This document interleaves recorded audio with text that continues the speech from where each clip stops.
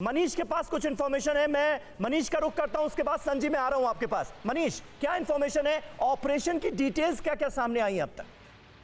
जी हाँ, बिल्कुल समीर। देखिए, दरअसल अमेरिकी राष्ट्रपति के इस एड्रेस से ठीक पहले इस ऑपरेशन में शामिल एक सीनियर ऑफिसर्स ने वहां मौजूद रिपोर्टर्स से बात की और उसमें उन्होंने पूरी डिटेल दी है।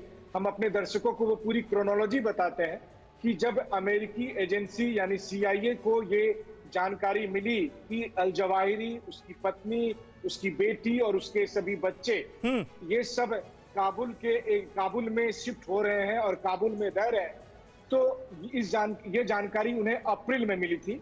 और उसके बाद मई और जून, इन 2 महीने में लगातार उस पर्टिकुलर प्रेमाइसेस को लगातार ऑब्जर्व किया गया था। वहां पर ग्राउंड सपोर्ट के जरिए निगरानी रखी जा रही थी, टेक्निकल सर्विलांस के जरिए 2 महीने तक उसे ऑब्जर्व। बस एक कॉल कर सकती है आपको कंगाल, खाली हो सकता है बैंक खाता। कैसे? देखिए मेरे साथ, जागते रहो सिर्फ मनी 9 पर। अभी डाउनलोड करें। करके उस पर निगरानी रखी गई और फिर 1 जुलाई को, मैं आज इसलिए बता रहा हूं कि आज हमारे यहाँ 2 अगस्त है, अमेरिका में 1 अगस्त की तारीख है, और 1 जुलाई को व्हाइट हाउस के सिचुएशन रूम में एक फाइनल मीटिंग होती है जिसमें अमेरिका के राष्ट्रपति जो बाइडेन होते हैं, इसके अलावा vice president, national security adviser, CIA chief director of national intelligence, इन सब की मीटिंग में इस पर मुहर लगती है कि अब इस ऑपरेशन को अंजाम देने का समय आ गया है। लेकिन उस मीटिंग के बाद भी 30 दिन लगते हैं और इस बीच जो ऑपरेशन में एक खास बात ऑब्जर्व की गई इन 3 महीने में कि अल जवाहिरी उस घर में जब मौजूद था तो अक्सर दिन में कई बार वो आकर बालकनी में रहता था और बालकनी में वहीं पर खड़े रहता था। तो इसको वहां की जो अमेरिकी एजेंसी थी, चाहे फिजिकली रूप में या फिर टेक्निकली, उन लोगों ने इसको कंफर्म किया। उससे अल जवाहिरी की आइडेंटिटी को इस्टेब्लिश करने का मौका मिला। तो आप कहें कि अल जवाहिरी की जो ये बालकनी में खड़े रहकर बाहर देखने की आदत थी, ताक झांक करने की आदत थी, शायद वो एक बड़ी वजह। ये बहुत बड़ी जानकारी मनीष आप दे रहे हैं। आपने पूरी क्रोनोलॉजी जो है वो हमारे दर्शकों के सामने रख दी, लेकिन इसमें एक बड़ी चौंकाने वाली बात मुझे ये नजर आ रही है कि अप्रैल में यानी आइडेंटिफाई कर लिया गया कि अल जवाहिरी कहां रह रहा था, उसका ठिकाना क्या था।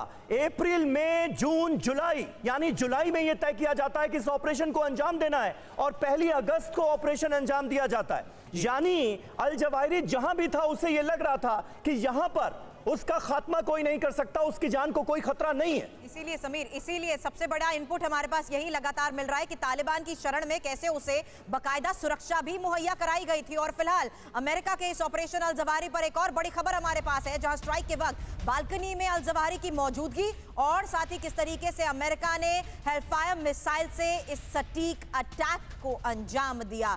तो कैसे, इस पूरी क्रोनोलॉजी के बारे में तो हम बता ही रहे हैं मनीष। बड़ा सवाल इस ड्रोन स्ट्राइक को लेकर, इस मिसाइल अटैक को लेकर भी कि किस तरीके से ऑपरेट किया गया ड्रोन, कहां से इसे ऑपरेट किया गया, कैसे इसकी मौजूदगी को लेकर निशाना बनाया गया। मनीष, इस बारे में, इस ड्रोन स्ट्राइक के बारे में क्या इनपुट?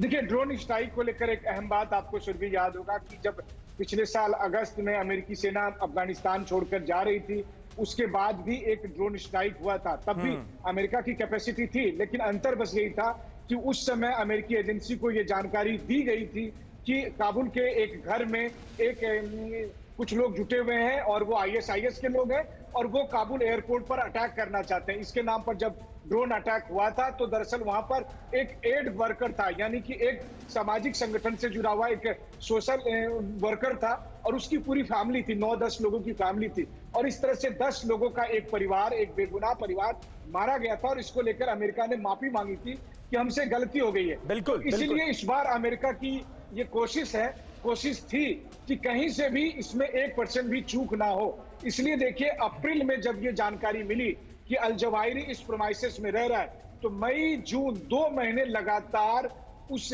जगह पर अपने लोकल रिसोर्सेज के जरिए और अपने टेक्निकल रिसोर्सेज के जरिए वहां निगरानी रखी जाती है। इस बात को देखा जाता है कि अल जवाहिरी दिन में कई बार आकर बालकनी में यूं ही खड़ा रहता था, आगे बाहर की चीजों को ताक झांक करता था।